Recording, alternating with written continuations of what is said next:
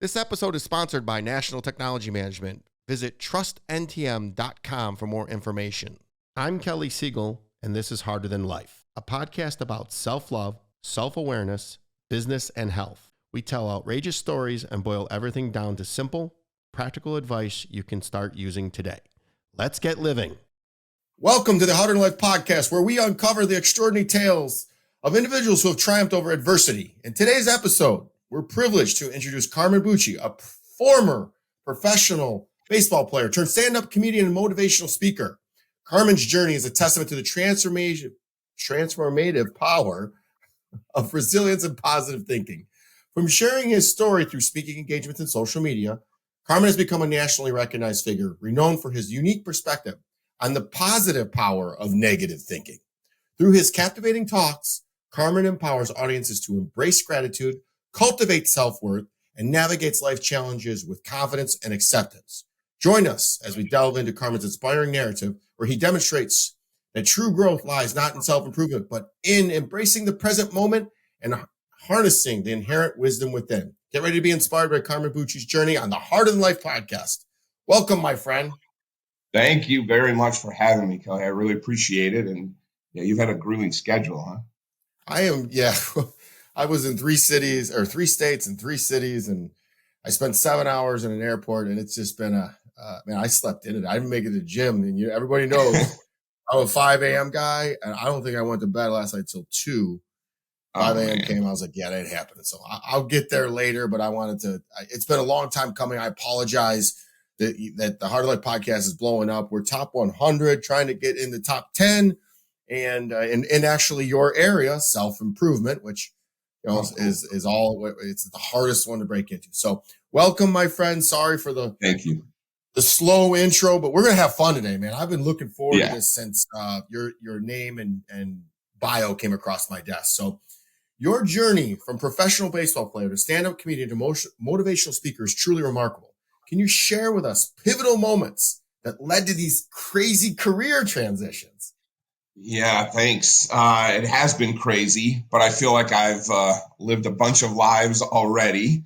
Baseball was always a dream I had since I was a little kid. I can remember growing up in Chicago, and before Wrigley Field had lights, and driving into Wrigleyville and that part of Lincoln Park.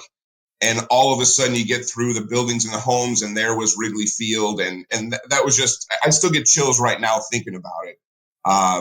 My dad was big into baseball and a big fan, and played a lot of his life. So it was a goal I had since I was a little kid, and never realized like maybe how tough it was to get there and to play. I just knew that I wanted to be that guy on television, getting the game-winning hit. I used to sit upstairs at my grandparents' house, or they're part of our house upstairs. And, we're Italian, so the couches were lined with plastic. And we'd sit and watch the Cub games, and those were some of my best memories. And I just imagined and envisioned that's going to be me. My dad had been doing mental toughness training, they called it, like even before I was born, a thing called Mind Dynamics. So even as a young kid, I was raised to, close your eyes and visualize yourself in certain situations. So all the things that I kind of talk about now were pretty much passed on to me from my dad. So, went on to obviously play in high school, ended up getting a scholarship to Northwestern University to play in the Big Ten, which my parents were very happy about because it was only an hour away from home, so they can pretty much be at every game. And I think my dad probably went to most practices, which wasn't always the most fun for me. But it was great having the support. He would even be one of the dads in between double headers where he was grilling Italian sausages and food with some of the other parents for them in between double headers. So a lot of involvement. And then, went through the whole thing of talking to scouts and things like that during college, and then getting drafted and going off to play. And always up until that point, I had the utmost, confidence in myself, or even if I wasn't confident in certain situations in baseball, I still went for it anyway. And a lot of it I know we're going to talk about with the positive power of negative thinking, or positive thinking, or knowing versus thinking. the way I was raised. But I feel like I lost that confidence, believe it or not, when I got drafted, because I was so excited to be there. And it was such, a journey to get there that I listened to what everyone else thought I should do when it came to baseball. Tried to turn myself into a switch hitter. And if you Google my stats, they are not good at all. So after 2 years, I was, politely asked not to come back via a phone call, which I thought was a friend of mine joking with me. And that the minor league coordinator on the other end probably thought I was nuts because I thought it was a guy messing with me, but ended up getting released. And then for a while was kind of lost, trying to figure out what I wanted to do for a living. I opened up a baseball academy. Like you mentioned, I got into stand-up comedy because that was something I always wanted to do. And I saw that as, hey, this is a challenge. The excitement of people maybe laughing or cheering for you, somewhat like baseball. Obviously in baseball, you want the cheering, not people laughing at you when you go up to the plate. So I did that for a while, but honestly, that I think was the best training for me to go out and give talks. And I started to share my story with kind of how I got to baseball, and then also how things changed after that, and how I went to the lows of the low, and then finally started getting back up. But I think the thing that I loved about your content and watching your videos is just how you seem so genuine in wanting to help people. And that's really where I felt like I connected with you. And that's my goal, is to leave that mark in the world, and to really be able to assist, people that are going through some of the things I went through. Carmen, who drafted you? The San Diego Padres. So I got drafted in the 28th round in 1995. And that was an incredible moment at my apartment in college, getting the phone call. I still remember the scout's name, Al Hargesheimer. And he said, hey, just wanted to call and let you know you've been drafted by the San Diego Padres. What do you think? I was like, what do I think? This is like the greatest moment, that's ever happened to me at that point. So today you're a motivational speaker, correct? So how can people find out more about you? Yeah, I guess through social media with Instagram, which, I'm getting better at that. It's not something that was a big part of what I did until now, obviously knowing how important all of that is. So there, and can reach me at, my email, which is carmen@carmenbucci.com. So there'll be a lot more content coming up and more ways to interact. And that's the goal for 2024. I was fortunate enough to work with a friend's company that helps student athletes in the recruiting process. So I used to get to go around and do talks on that, and talk on, the mental part of the game as well. So that's where a lot of the opportunities came from. And then I've just been kind of growing it from there. So people follow C Bucci, CBUCCI55 on Instagram. And you're going to see why in a minute, because I got some great questions where we're going to talk about. This is why I asked you to come on, because your father was a savant, and he was probably the original manifester. So what you were saying is manifestation, but then taking action, and then boom, you get to the big leagues, and what happens? Imposter syndrome sits in, and you have to start overcoming it. But you took an L on that one. So we're going to talk all about how you overcome that. And this is where we're going to get into that. It was even hard for me to say in the intro, the positive power of negative thinking. It's a unique concept. Could you elaborate on what it means and how it influenced your life and career? But I got to tell you personally, it's like what do they call the opposites? Positive, negative in the same sentence throws me for a loop. So please go to, I sometimes I catch myself being toxically positive, because I see the world as opportunity everywhere, but it keeps what you're about to talk about is exactly why I had you on, because the world will knock you down and over and keep giving you humble pie. So you're about to see a whole new round of social media that we kind of are a little bit, we stopped with all the super positivity and started talking real. Even though I'm genuine, authentic, I still like to shower people with positivity. But Some people just insist on being negative. So we went there for a minute. So it's going to be interesting. So I want to hear this. This is a perfect time. So the positive power, I still can't say the positive power of negative thinking. Go. Sure. And that's part of why I came up with the title, is so at least it gets people to ask questions. But it is, a little bit of a tongue twister. But a lot of that has to do with, in the talks I give, it's really about knowing versus believing. So one of the examples I'll use when I talk with people is, hey, you know the answer to 2 + 2. What is it? And they'll answer immediately, 4. This is whether they're 12, 13, 14, 15-year-olds, or they're in their 40s, 50s, 60s. Everyone knows the answer to 2. 2 + 2 is 4. It's not believing that that's the answer. It's knowing, and then stopping for a second and realizing what that feels like to know something. Whether I know I'm good at baseball, or I know I'm great at something else, or I know I'm good in sales, whatever it might be, it's knowing versus believing. So I talk a lot about, this is not about positive thinking, because when you think something is true, it's very easy to be swayed the other way. Like, I could tell you a story and you could believe me or think this is true, but when you know something's true, that's something that never goes away. 2 + 2, you're never going to unknow it. So what we do, obviously, just as humans, is we have tens of thousands of thoughts that go through our head every single day. And it's understanding that while you have thoughts, you're not your thoughts. There's a difference. So that's where the negative thinking comes in, and you realize what power negative thinking has in your life.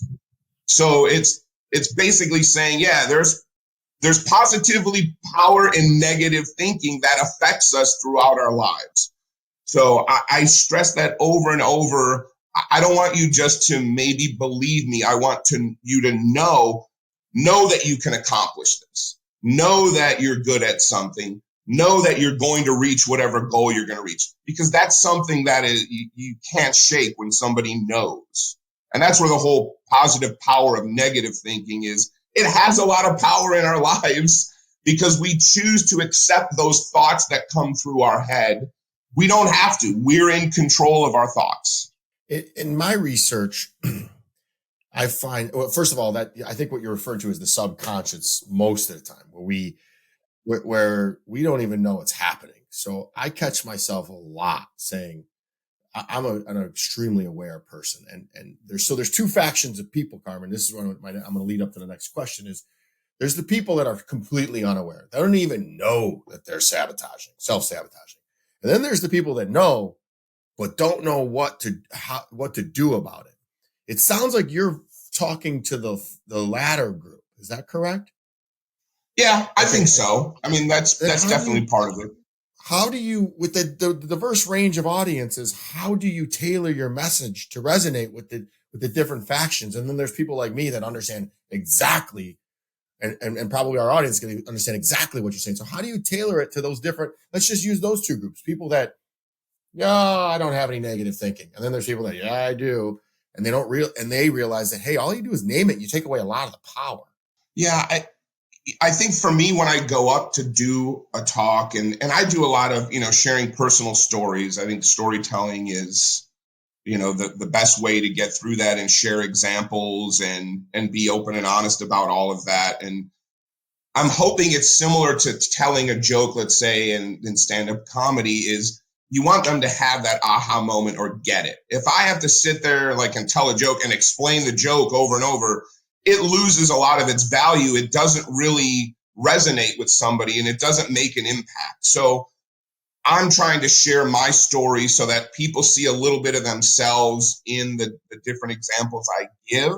I don't necessarily try to go up there, or when I'm working with groups or anything, to try to tailor it necessarily to whether I have the one group of people or the other, because I don't know. I think it's hard for me to be able to tell, but I think having them just get that aha moment or connect with something that I'm talking about is a way for them to see themselves. And there's some people that are never going to admit it.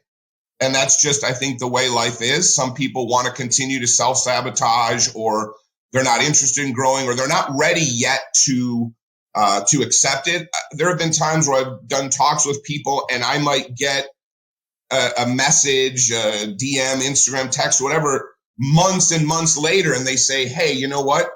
I just had this happen in my life and I remembered what you talked about that day and now it makes sense. So everybody's light bulb moment, I think, happens at different times, but I still want to be able to share that just in case someone needs to hear it. I got to tell you, Tim Story was on the Harder Life podcast and he said, Kelly, I'm going to give you some advice. Watch comedians. They're the best speakers on the planet. He said, notice the power of the pause. He said, when they pause, they're setting you up for something. They're letting it. So you've had tougher than nails baseball where it's harder than heck to get to. Even getting drafted is a big accomplishment. And then I'm reading in here, and I didn't put any of these in the questions, but you are doing a speaking tour starting April 1st. You're going to 30 different cities. Well, we had to move it to the fall, so late September, early October, but it's going to be 30 different cities, 30 different states in 30 days. So before I ask my next question, it also says here that you dealt with anxiety and depression. So before I ask the next question, which is about gratitude, my question is, gratitude seems to be a central theme in your message.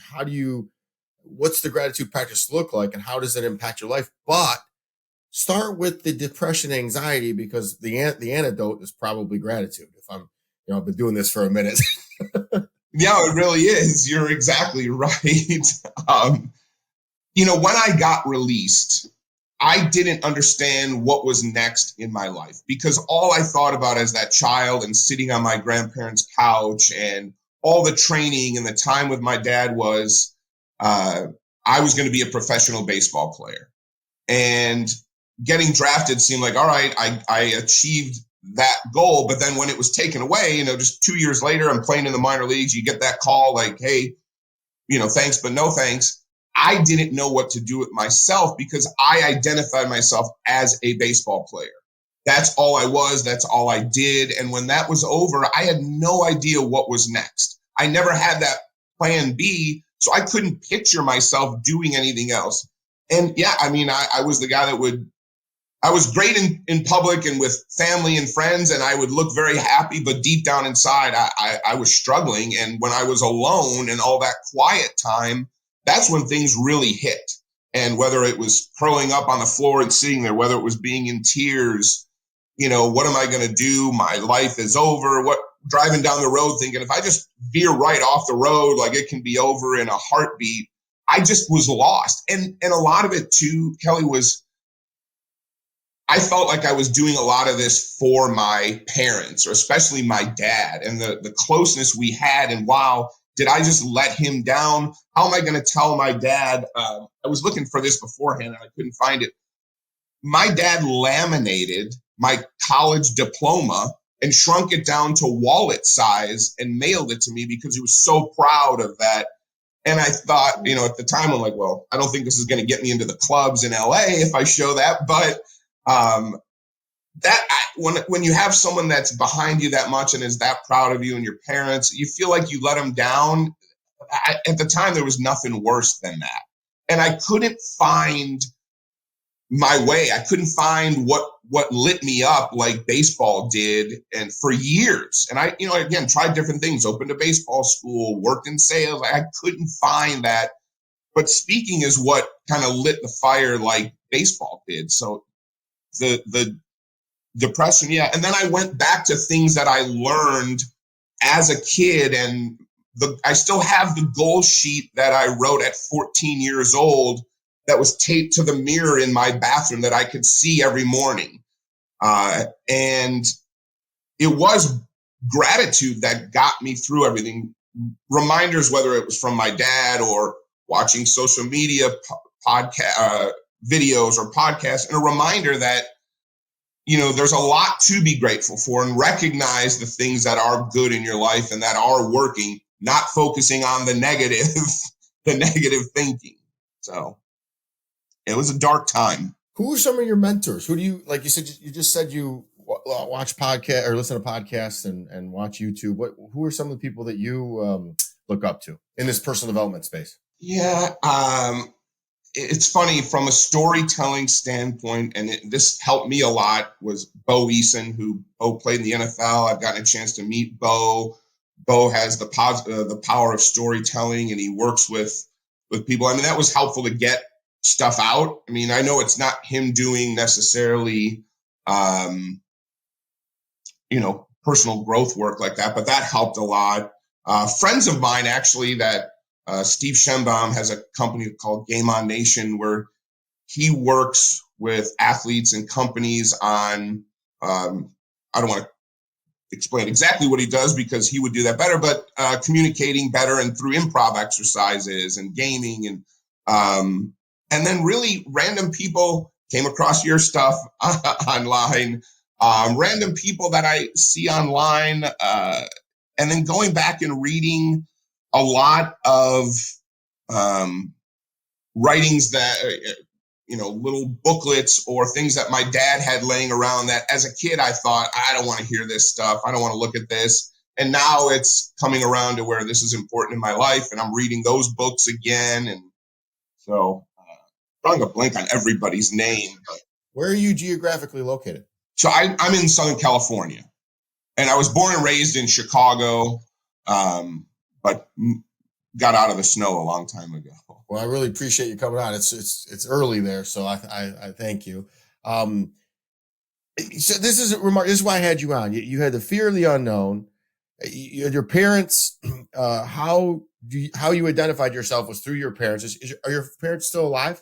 My dad is. Yeah, lives about 2 minutes down the street from me. Mom passed away a few years back. Yeah, your dad. Yeah, we still, we still get together and have these conversations and talks. Still to this day, I mean, he still reads on things and he still writes about stuff. And so we have these conversations all the time. I know it gets him fired up to be able to have those conversations. And so, yeah. Nice. In your bio, you mentioned that self-improvement is a trap. This is why I love having you on, because there's everything you had a little a unique perspective on. So self-improvement is a trap. Can you expand on this idea and explain what you believe is more of an effective approach to personal growth? Yeah, I know. It is knowing who you are. Self-improvement is always chasing something in the future. Tomorrow I'm going to be better. A week from now I'm going to be better. A year from now I'm going to be better. And a lot of times when you think of that, it's such a daunting thought. Like, I've got all this work to do to get to here. And really, it's about realizing I am a great person already. I am a successful person. I am a healthy person. Whatever it might be, you are, because you can only be what you already are. And you can be many things, but you can only be who you are at this moment. And that's a lot about, living in the now, and rather than trying to, think about the future where you get all anxious or you're depressed because you're thinking about the past, but living in the moment, living in the now. So self-improvement, it's always chasing that carrot, like in front of the donkey that's riding, or the horse riding down the street. You never catch it. But when you realize that I am a great person, I am now, then you start to do the things necessary to let that emerge and come out of you. And there's a section that I do in the talk called Be, Do, Have. So what do you picture yourself as? What are you going to do about it? And what results will you have in the end? So it's really about staying in the moment, knowing. So self-improvement is you're then negative thinking about yourself as not this good person, not this, everything that you're lacking. And there's the negative thinking again. So that's a lot about why I say it's a trap. You are all the things you want to be. Just do the little things to let it emerge. And it could be, like, I use a silly example, even with athletes or student athletes, is think about digging for a treasure, right? You're given a map. You're going to walk the beach and follow the map, whatever. And then you start digging. And guess what? The treasure's been there the whole time. You're just doing the little things to let it emerge. And that's really about why I say it's a trap. Yeah, I like that. but I have many mind hacks of my own, and you got to use whatever you have to use to be successful. And I put in here, marry the process and divorce the outcome. And that literally the process is, what can I do today to win? And I'm always chasing a better me. So, but I've done a lot of work to get to the point where I know if I just do today, win tomorrow, I won yesterday. When you string those along many, many, many days in a row, you end up winning the year and winning your life. And so the thing that I chuckle about in personal development, I don't know where I fit in all this stuff, but this is what I know. I know that I'm a happy dude. I know that I'm winning, and I know that I'm inspiring and modeling. So I'm going to keep doing it, and I'm going to push the envelope. But what I tell people is this, figure out what works for you. Borrow from everybody, leave the mess and take the message from everybody, see what works for you.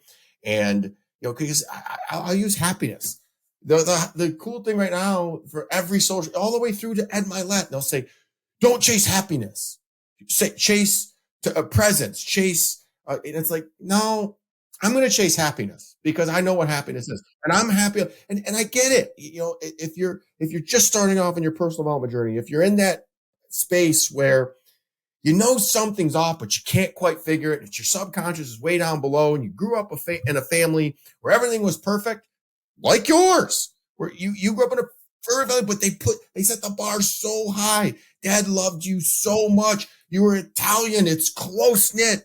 We're going to get into that. And yet you still came out with a little bit of imposter syndrome. You achieved your dreams, but you were all in your head. I was the exact opposite. I grew up with nothing, and I was all in my head. So we end up at the same place. So figure out what works for you. What worked for you may not have worked for me, but I can already tell, this is why I have you on. There's only 52 spots a year. And I said, I got to have this guy on because we got to share. This is a manly man from the south side of Chicago. No, north side of Chicago, right? No, south side. I should have been a White Sox fan, but I grew up a Cubs fan. Okay. So that's what I was going to say. It didn't sound right. Grew up in the south side of Chicago, Italian, supposed to be tough as nails, probably was. And we're just now we're lovers and relaxers and sharing the things. I got to tell you, I want to join the next time you get the chance to do that improv. I'd like to join that with you, just to do it once. I've never done it, and I want to improve. You talk about trying to get better. I want to improve my storytelling. My mind thinks so fast that I change lanes without signals.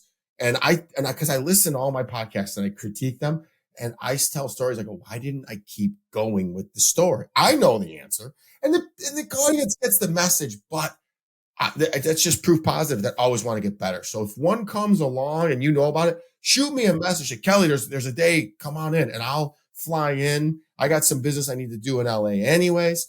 Being in this business, a lot of the bodybuilders are out there and they want to connect. And I'm always wanting to get better. I am a learn-it-all. I am a sponge, but this is after doing years of violent therapy and getting to the point where I'm good with myself. I love myself.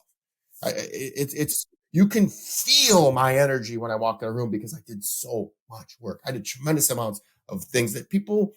This is why I'm on these airwaves, to inspire people that, man, this is the life you can live.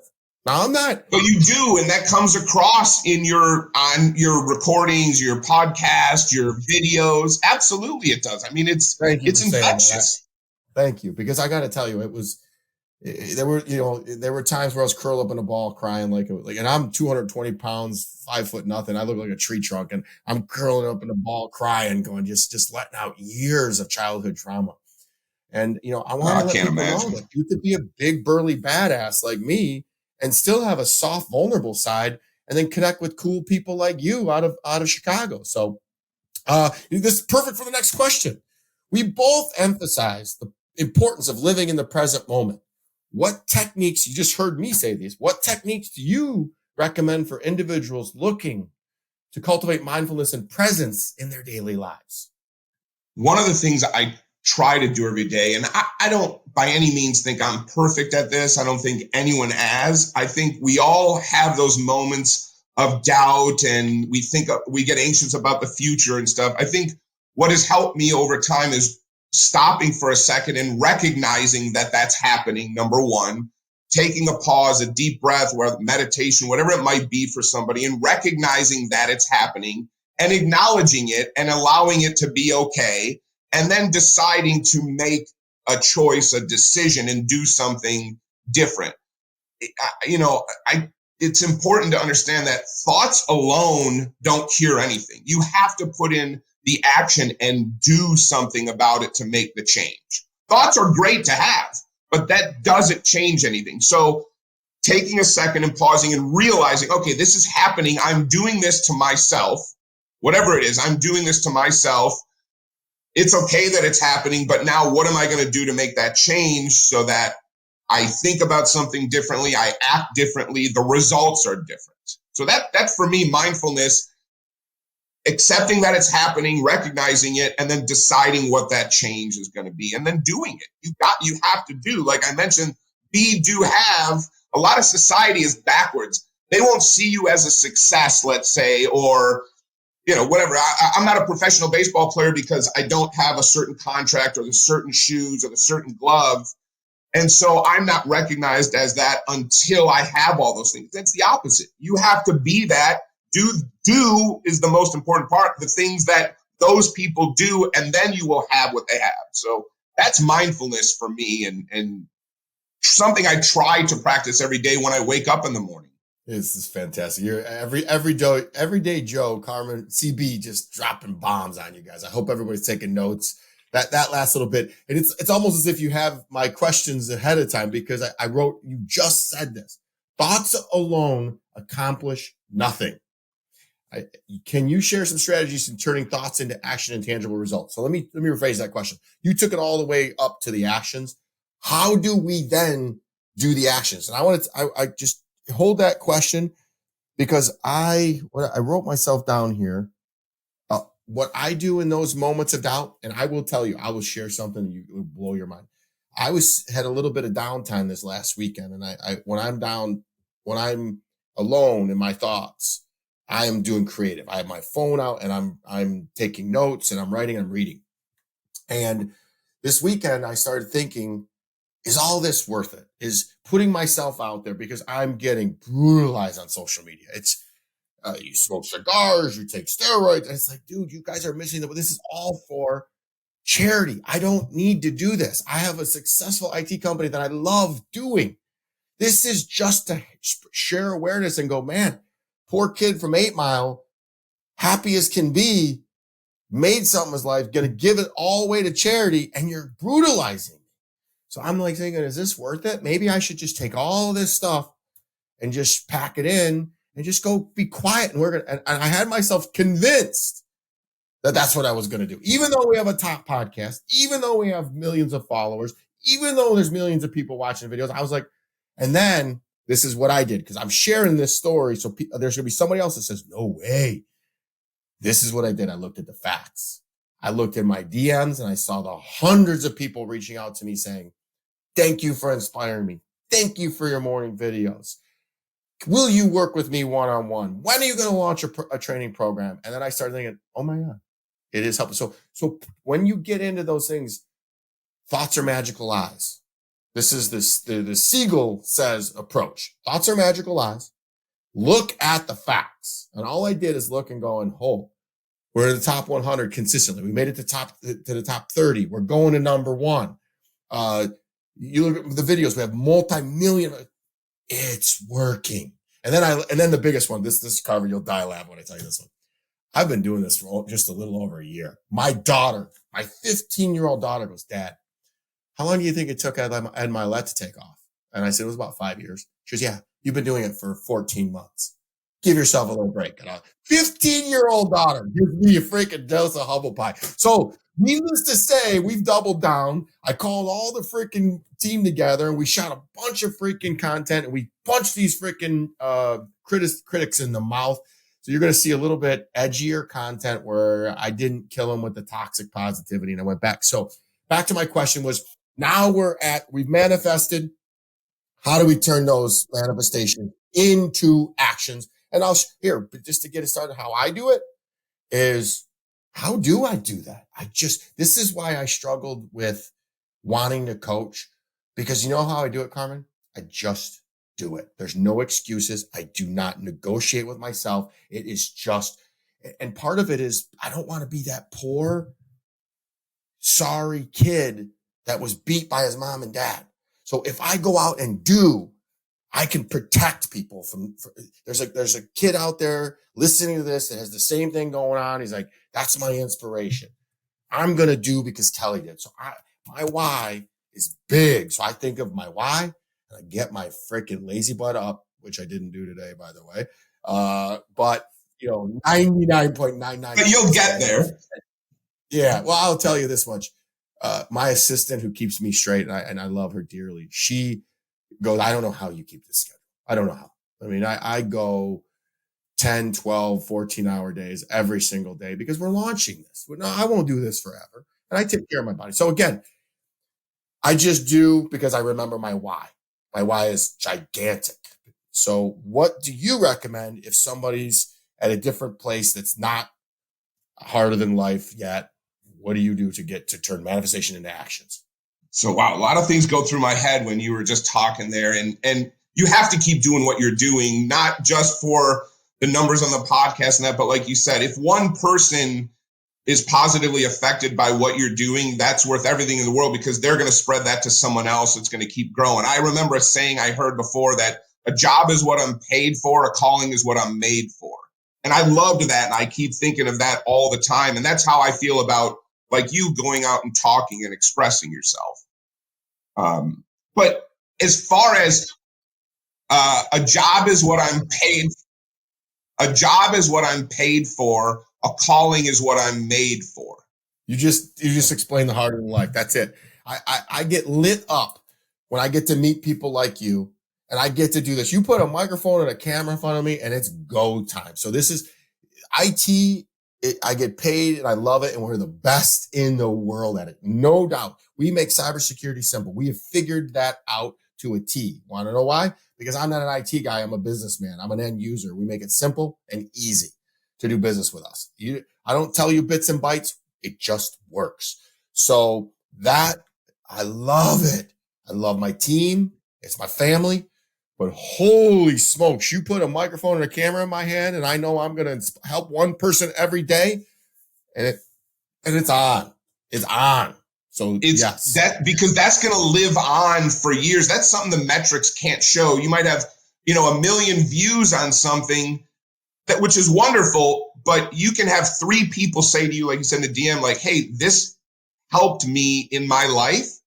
That's more than those millions of views. The satisfaction you get from that, and knowing that there's a reason for what you're doing in a place on earth it's beyond measurable. But to answer I was going to share a story with you that I've been coaching a gentleman that I met a gentleman on a plane on the way to a speaking event, and his son was going through tough times, and he said, my son would really love you. And he and I have really connected, and I have taken on my wing. And it's funny how the universe pays you back. And we probably should get into, your faith and whatnot. Being Italian is probably a really good story. But I ended up coaching this kid, and he's doing really, really well. And I said, hey, I didn't get your dad's name and number. And he was an alcohol distributor, and I'm trying to bring a non-alcoholic drink to town. So I reached out to him and I said, what's your dad's number? I want to work on this NA stuff. And he's like, boom, right back. And it comes full circle. So helping somebody is not that I do it for that, but God is a funny way of rewarding you. And there always is a reward. And that's the crazy. Absolutely. You put it out there, something comes back to you. I mean, it's just the nature of the way it is. Negativity too. Negativity works. It's very true. Stronger. Very, very true. We give too much power to it, and we have that, the control of our thoughts to accept things or not accept things. We're going to have, I think they say it's like 60 to 80,000 thoughts a day. So that's a lot. Imagine if you identified yourself as every thought you're having. No, it's, you have those thoughts. Like I mentioned early on, I'm not of my thoughts. So, and I wanted to, you mentioned about how to put that action in and make those changes. Something that I learned a long time ago was called completing cycles of activity. Everything we do in life has a cycle, and there are emotions that are attached to those cycles. So everything has a beginning, a middle, and an end. And something as simple as brushing your teeth. You wet the toothbrush, you put toothpaste on it, you brush, you rinse. Everything. Now, some cycles are longer than others. Careers could be really long, but also things that we're experiencing in life have a cycle. There's a beginning, a middle, and an end. So that's a big way to put what you're thinking and your changes you want to make into practice. So it's figuring out, what the start is, the continuation, and then it has a conclusion. You can think of it like a to-do list or anything else, but the more incomplete activities we have, the more anxiety we get, the more stress we get. So taking one thing of your thoughts that you want to change, begin it, the middle, the end, and then you move on to the next one. And like you mentioned, if it's getting up at 5 a.m. and going to the gym every day and you're lifting, by the end of that week, there's progress. By the end of the month, there's progress. By the end of the year. And it's no different with making those changes in your life. It's the beginning, the middle, and the conclusion of that cycle of activity. Carmen, in the last 6 months, the Harder Than Life podcast, specifically myself, have really surrendered to God as being on my side, literally. I joke around, but I'm not really joking. I'm Jewish, and I believe that I'm the chosen one. I am here for a reason. There's been many near-death experiences, and the only thing I could look back on and say there was a guardian angel, and that's also what inspires me. What does faith, being an Italian man out of Chicago, how does faith play a role in this in your life? And it's okay if it doesn't. It's always been a hard question. I grew up, being an altar boy, going to church during the week with the school. But my dad also liked to have a little bit of fun with me in church and make me laugh, because I had an uncle by the name of Alleluia. So when they would sing Alleluia in class or in church, he would stand next to me and sing Alleluia, and I would laugh, and then I'd get in trouble from everyone around me. He was a joker like that. But one thing we talk about too, still to this day, is knowing that there is again, not just believing, but knowing that there's a higher power, whether someone, in whatever religion believes in whatever their God is. It's just having that confidence and knowing that there is a higher power out there. And that's really as far as I go. It's definitely more, it's not so much about a physical person as it is knowing that there is one being, and we're all part of that one being. Good answer. This one's going to get tough. We alluded it a little bit earlier, and I want you to dig deep and give me your vulnerable truth answer. Are you happy? Absolutely. I am. Are there days that I'm not? Yes. Today, right this moment, I'm extremely happy. But yeah, I am. Overall, I'm a happy, positive person, because I know that things always work out. Maybe not the way you expect them to, but they always work out some way. That's the exciting part of life. That's how I look at it every day. So yeah, I'm a happy person. I love being alive. I love, even when things maybe don't go perfectly as I had envisioned in my head, just like baseball didn't go or other things, I'm excited to see what happens from that. I was brought up learning that there was no failure. You succeed to a point, but that's still success. And then you learn from that, and you grow and you get better and you make changes. So I'm a very happy person. So define happiness for the listeners. I'm happy with who I am, deep down inside. I'm happy that, I show gratitude for things. I have integrity. I like to make people smile and laugh. But I'm happy inside. I'm happy with who I am. I embrace all of the things that I don't want to say happened to me, because I experienced them. They were based on whatever choices I made at the time. But I'm happy with where I'm at in life. I'm happy with with who I am. And it has nothing to do with material things. It's looking at myself in the mirror and going, have I been a good person today? And I love that. How about you? Are you? I'm so happy that literally it should be illegal. I don't mean that to be, I don't mean that to sound arrogant. It's stupid. I had a god awful day yesterday. I spent 7 hours on a plane delay, canceled my whole day that I was looking forward to meeting some IT people, doing some IT business. It got canceled. And you know what I said? Everything happens for you and it works out better. So there's something that God wanted me to do. So I sat in the terminal, and it was weird because every hour they kept just delaying it an hour. So you couldn't, they didn't say it's delayed 5 hours. And and the worst part about it is they didn't tell you the delay until we were about to board, because they were doing an inspection. And to me, I look at it this way. I said, we didn't get on a bunked plane. So I'm alive. Talking about God looking out for me. Now, it was just a generator, so it would have been just hot because the generator powered. And there's 2 generators, so we were going 40 minutes, so it wasn't that big of a deal. But anyways, I spent 7 hours in an airport and used it wisely. And I was frustrated, but I went, you know what? I'm alive. And so, yes, it's ridiculous how happy I am. And this is going to sound terrible, but please, God, please, everybody believe me who's listening to this. I keep getting happier. It's silly because I keep doing the work, and I add to my daily routine and habits, and nothing falls off. I do not negotiate with myself. I say no to things that are not for me, and I just keep rinsing and repeating, and things get better and better and better. And I also believe that when, like you just said, when things appear that they're not happening for me, I know that they actually are. So maybe that 7-hour delay saved my life. I don't know, but I don't care. I made it home safe. I had dinner with my 15-year-old daughter, and life is good. I want to touch on failure for a second, because that's one of those words like happiness. Like, failure is feedback. Fail forward, fail fast. It really only is failure if you give up. And who in the heck truthfully gives up? Gives up is somebody who takes their own life. That's giving up. Or drinks themselves to death, or takes all kinds of drugs. And I'm not knocking that.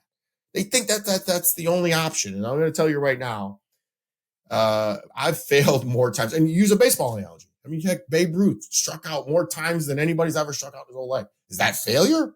Also hit the most home runs before Barry Bonds. He's in the Hall of Fame. So, man, keep failing. Because if you're freaking failing, you're trying, you're in the arena. So I just say that's, I've done all kinds of things where it hasn't worked, but it's moved me forward, and then I pivot and keep moving forward. You know how many times when I started my IT company, I didn't know what that. I'm just like, oh, this is not good. It's kind of what I'm dealing with this weekend. So again, guys, CarmenBucci.com, cbucci55 on Instagram. This guy is amazing. I got 3 more questions, and we're going to get you out of here. We're 48 minutes in. It's been delightful. I didn't know where any of this was going to go, but two old school bros chatting it up, and hopefully everybody enjoys it, because there's been some real good gold in here. So looking ahead, what are your goals and aspirations for the future, both personally and professionally? I'm looking forward to the tour in the fall and going around and getting a chance to talk with as many student athletes as possible, maybe mix in some businesses there. But it's really to grow as a person, to be able to experience a lot more in life, and be able to get out and talk and share my story and message with as many people as possible, and hope that it resonates with them. Get up on some stages, some bigger stages, maybe even down the line as well.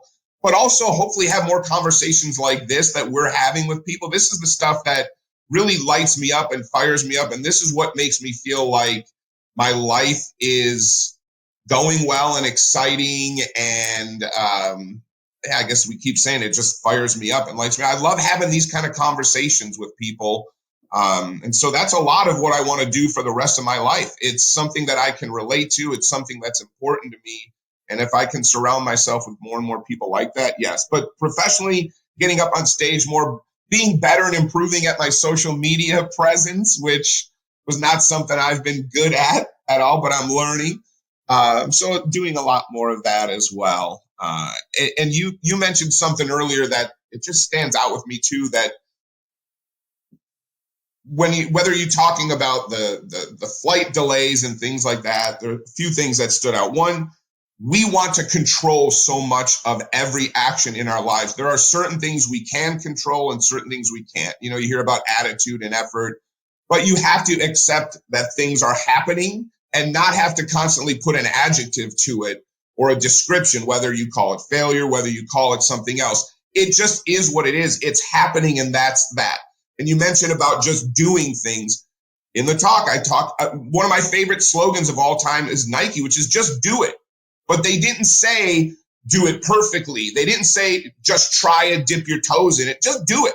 And then you see what happens, and then you go with it. So it's everything you're talking about today. I'm fired up, and I get so amped about it, because that's the same mindset I have and the same way I think about life. So hopefully more of these conversations in the future. What do they say? Perfection has killed more dreams than progress ever. Or I always say progress over perfection, but it's stopped more dreams than anything else. Either way, when you go on this tour, do you know the cities you're going on? Are you coming to Detroit or Florida? I'm sure you're going to be in somewhere in Michigan, somewhere in Florida, because that's where I'm at. Yeah, so it'll start. I mean, I have them all listed out, but it'll start in Arizona, over through going through New Mexico and Texas, and Florida will definitely be one up in the East Coast. Michigan will be one, Indiana, Midwest. So I have the route planned. It's a total of around 8,600 miles. It's do me the honor of letting me introduce you in Michigan or Florida. And if you need anything from me, let me know. And then the other thing is, I'm going to introduce you to Sean French, dear friend of mine that coaches student athletes down in Florida, all over the country. Real good guy. Introduce you to him. And then I have a social media guide for you. I'll send you. Made things pretty simple, pretty easy. And one more is make sure that when this tour launches, that you send me the dates when you know them, and anything I can do if we overlap. I'll come in and I'll be your opener, and I'll get people fired up, as you can imagine. And I would love to share the message. It aligns with the heart of the life message. And the funny thing about it is, when you do what we just talked about over and over, it becomes easier than life. It literally is. I can't. And the weirdest thing about it, I've surrendered to God, so that even if I tried to make the wrong decision, he fixes it for me. It's weird, but it becomes like, just no, I don't even have to make a decision, because most of the times, like going to a party that doesn't align with me, I don't even get invited anymore, because nobody wants to be around Mr. Positivity. Well, not nobody. Yeah, I know. So do you ever feel guilty sometimes because you're so positive? Never. It's none of my business what people think about me. I did when I first started off. Now, it's very, very simple to be my friend. If you're kind, I'm going to be around you. If you're negative, it's a no for me. And it's almost instant. As soon as you start going into victim mentality and start criticizing and being negative and talking bad about people, I'm like, you'll hear me say, so Carmen, I'll give you a thing. If we're talking and I can say, I got to go to the bathroom and I disappear, you probably need to look at what you just said to me.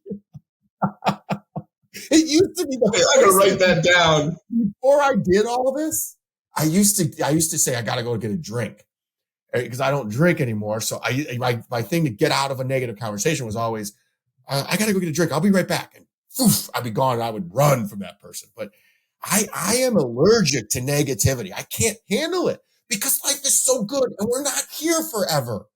I'm pushing 50 years old, man. If God's willing, I got another 50 years. I'm not going to waste them sitting here saying, oh my God, I had the worst day ever because I sat in an airport. I was alive. I read a book. I had food to eat. I went and bought my daughter a nice hoodie. What am I complaining about? Right. How bad is that? Oh, I know. Terrible. And the IT wheels of National Technology Management were still grinding. I was putting out freaking small little innuendos and moving the ball forward. Dude, life's great. So we're going to end the podcast with this. If Carmen, if you could offer one piece of advice or insight to the listeners who may be grappling with their own doubts or insecurities, what would it be? To remember that you have thoughts, but you are not your thoughts. That's number one. And just that whole concept I keep mentioning of be, do, have. What do you choose?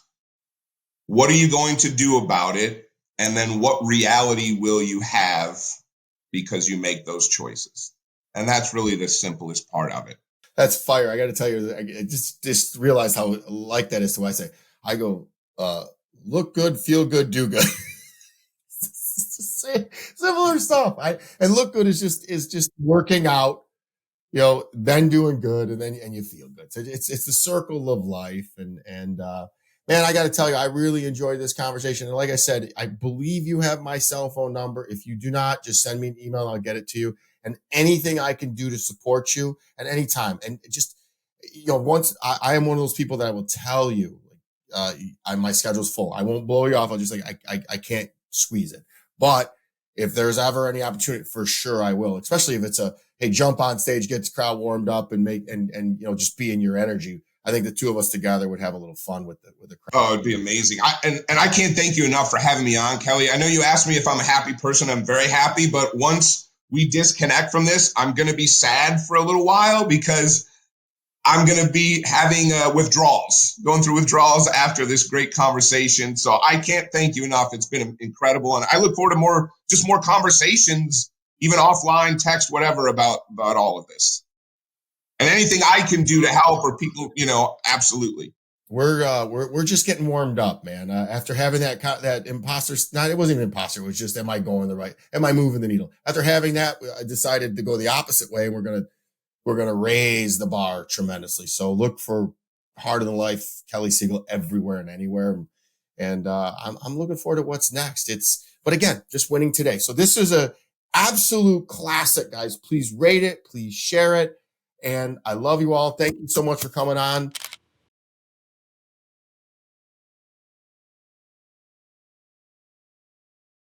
Please rate and share this podcast. I'm active on all social platforms and love to hear from my Siegel supporters. Each and every episode is sponsored by my company, National Technology Management, the easiest and best IT company to do business with, delivering peace of mind with technology every day, even simplifying cybersecurity.